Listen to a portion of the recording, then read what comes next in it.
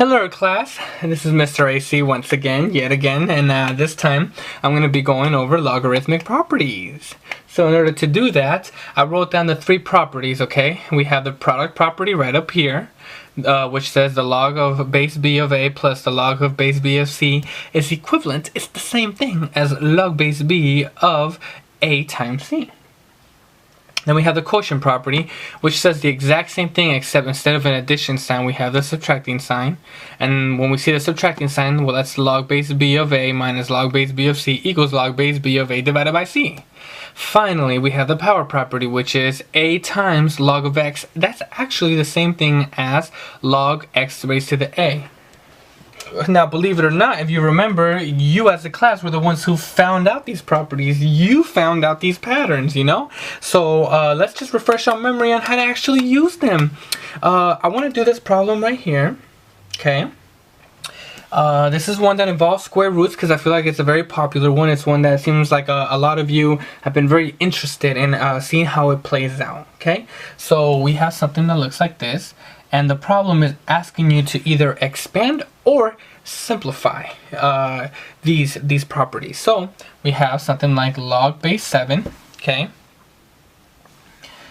And our input is going to be 3 cube root of x times 2 times y. Now the first thing that we have to do is we need to convert this into right now we see this cube root 3 and it makes it hard to know what to do. So what I mean by converted is that I want to write into its equivalence form. If you look at the video I just posted on inverse equation, I kind of explain a little bit more on how to do that and why that's done. So we can rewrite this as log base 7, okay, of parentheses x2y to the power of 1/3.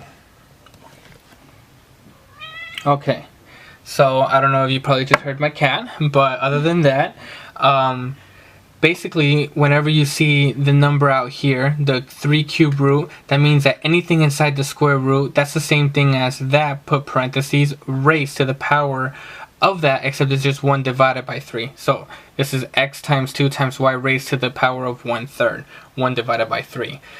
Now we can use, and right now we can go ahead and use the power property. So we have something that looks like this. We have log. Oh, I apologize. You should have your base b in here and your base b in there too. So that was my mistake. You should. So oh yeah, back to where I was. We have log of base b. Well, we have log of base 7. Okay, and instead of x, we have x to y, and then we have raised to the power of a. Well, our a is 1/3. Okay, we're raising this to the power of 1/3. Well, that is the same thing as a, which is 1/3, times log over base, well that's just 7, of whatever's inside. So I can rewrite this using the power rule. It's almost like I just grab this and I just put it out here. So it's going to be 1/3 times log base 7 parentheses of x to y, close that parentheses. Okay, now because we have multiplication in here, we need to know to use the product property. We have something that has a times c. The only thing is that there's 3 in here now, but that's okay because we can kind of consider a as x, and we can consider c as 2y. Okay, so we can rewrite this now as 1/3, and I'm going to put parentheses. Okay, log base 7 of x plus log base 7 of 2y, and I'm going to close the parentheses. There we go. Because the 1/3 is multiplying, it could distribute and multiply each. So I want to make sure I always put parentheses closing it out. Okay, so I kind of expanded that out. Now I want to expand this out here. I have 2 times y, and that's the same thing. We just want to use the product property. Okay, our a value is like 2, and our y value, our c value in this problem is our y. Our y value is c, our 2 is our a. So now we can see over here that we just need to rewrite this as log base b. Well, that's 7 of a. Well, in our problem, that's 2. So log base 7 of 2 plus log base 7 of c. Well, that's y. So log base of y. So when I finally do that, I'm going to go ahead and erase this because I'm running out of room. You should be able to, you should be writing this down, so you can just look from that. We're going to have log of base, oops.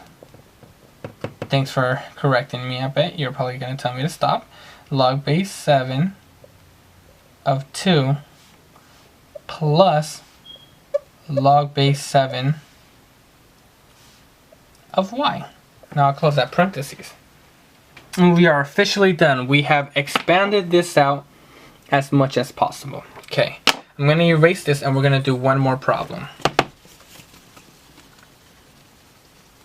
Okay, here we go. I'm going to write down 2 times log base 3 of x minus log base 3 of y. Okay, so before we had a problem that I think it was log base 7 of x to y raised to the 1/3. Well, now we have something that's in this form. If you look over here, in this problem here, we have a number that's multiplying our log. Well, in this problem, what's that number? Well, yeah, our number is 2. We have 2 multiplying log base 3 of x. So we can rewrite this into this form. So we know that the a now is going to become the exponent. Okay, so we know our a is 2. We know our base is 3. Okay, and our input x is the same x. So we want to make it look like that. Well, we know what our base is. We said that was 3. So this can be rewritten as log base 3. We know that our x value is x. So this is x. Oh, that's my cat, by the way. Gotta move her out the way. Okay, so let me go ahead and cancel that out. Here we go. Okay, so we have log base 3 of x, right? And now it's x raised to a. Well, our a was 2, so we can rewrite this like that. So if you saw in the last example, we had something that went down. We can bring this back to our exponent right up here. Okay, but we still have this minus sign, log of 3 y. Okay, and before I didn't mention this, but I do want to mention this real quick, is that when you take the exam, you do want to mention the property you use to get more credit. So right here, I might write this down like that. From here to here, I use the power property. Okay.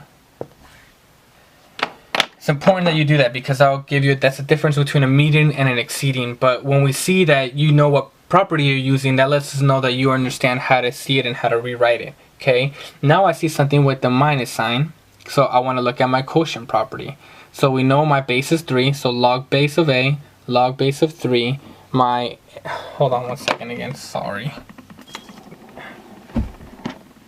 Oh, it's okay. Okay, back to where we were. Log base of b of a, so log base 3, and our a is x squared, and minus log base, so minus log base 3 of c. Well, that's just y. We can rewrite this as log of base b. Well, our base is 3, so I'll put that down here. And then we have a, so log base 3 of a. Well, a was x squared divided by c. Well, in our problem, c was y, so divided by y. Okay, and in this problem, we went from an expanded form to now a simplified form. So if you kind of see in the last video, we had something that went from this, and we kind of worked our way out.